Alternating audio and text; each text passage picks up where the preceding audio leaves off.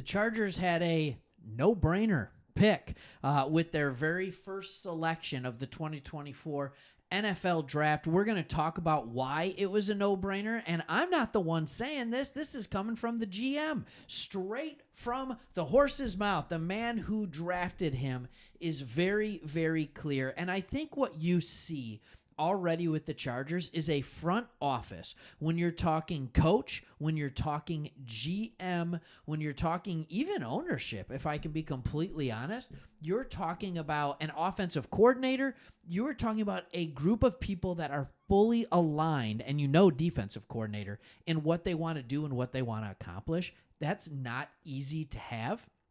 And that is why the Chargers are going to have so much success. So I got another video. Don't worry, we just did a video talking about your new wide receiver signing, who I'm familiar with, being a Lions guy. And before I jump into this too much, we don't try and hide it. We are Lions fans. You see the Hutch jersey back there, but we also love this man, Jim Harbaugh. And when he went to the Chargers and those beautiful powder blues, we made our way west with him because we're like, this is going to be a ton of fun to talk about. And we want to talk about a team that we see as up and coming.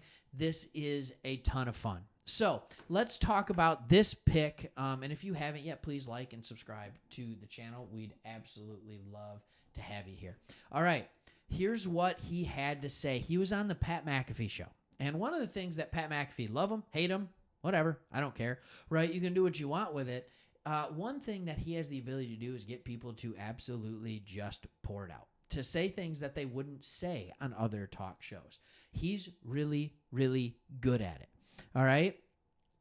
They naturally considered all their options with their fifth pick. He said Alt was the clear choice for them based on both him as a player and person and what they want to be known for moving forward. So here was his quote. He goes, well, oh, hello. All right. I guess we're not going to see that right away. Well, we certainly talked about every player. We compared every player, but we know what the mindset is that we want to develop here, said Ortiz. Pause. What's the mindset?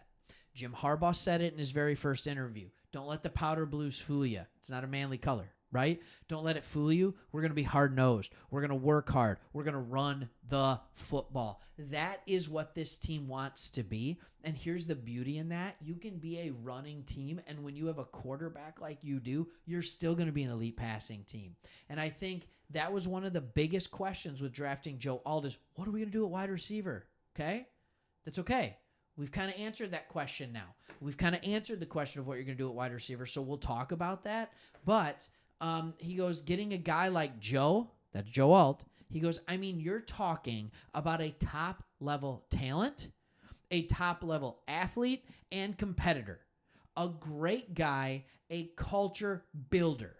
So, it was kind of a no-brainer pick. The no-brainer pick here. I completely agree. When we went live ahead of the draft, when we were live for the draft, when we combined our two channels, that was kind of fun. All right. We were live for the draft and all of that kind of stuff. What I said was prepare yourselves for Joe Alt. I hope you're going to be excited. Offensive tackles aren't sexy, but I'll tell you what is sexy, protecting your quarterback, right? And when you have a franchise at quarterback, when you have what might be the most lethal right arm in the business, you got to protect it. And the best way to protect it is with a tackle. You went Joe Alt at 5. Neighbors went to the Giants at 6. I'm telling you right now, that's why the Giants suck. This is a family-friendly show. Sorry if you don't let your kids hear that word. But that's why they're no good. They still have nobody to block for Daniel Jones. They still don't have a quarterback, but yet they're going to go out and get a wide receiver. So when Ortiz is saying that he's a top-level athlete, competitor, and great guy, let's first, real quick, and then we're going to get into some other stuff that you haven't heard yet. He is a top-tier athlete. And what I love about him, he didn't do the bench, but he participated in all these events. Or even the vertical, where he doesn't have the greatest vertical. And he was the 12th most athletic offensive lineman, offensive tackle to ever test. In case you haven't heard that. His arm length, most people say it has to be at least 33 inches. He's 34 inches. All right. for a tackle. His hand size is fine, right? He's 6'8". All right, he is a superior athlete. And then if you want even more than that, what about the production? Can the athleticism match the production? This is PFF. I'm not even showing it to you so that you can see his ridiculous scores because they are ridiculous. All right, they are ridiculous. What he can do. But what I want to show you is that in the last 2 years, with almost 800 pass blocking snaps, he allowed this many sacks. Are you kidding me? Are you kidding me? I think that you already have one of the top 5 tackles in the NFL on your team, and you somehow just drafted someone that's even better. I truly believe that. Joe Alt is going to be known. Him, Penei Sewell, Rashawn Slater, okay, and a couple of few other guys, all right, that are starting to get older are going to be known as the best in this game, period. He has that kind of talent where he will not allow sacks at a tackle position, which is just so unbelievably important. All right? And here's what Ortiz went on to say. He goes, certainly, yeah, we want to get bigger, stronger, tougher. We're going to run the ball. We're going to pound on people, Ortiz said. He is just what we need for that. Okay. He's your guy. And it was a no-brainer. And then you go out there and you get with your second pick, Ladd McConkey. You trade up just a couple of spots, give up almost nothing. And you get Ladd McConkey, who all he does is get open. This is faster Keenan Allen. I just want to be clear on this. I understand the love for Keenan Allen. This is faster Keenan Allen.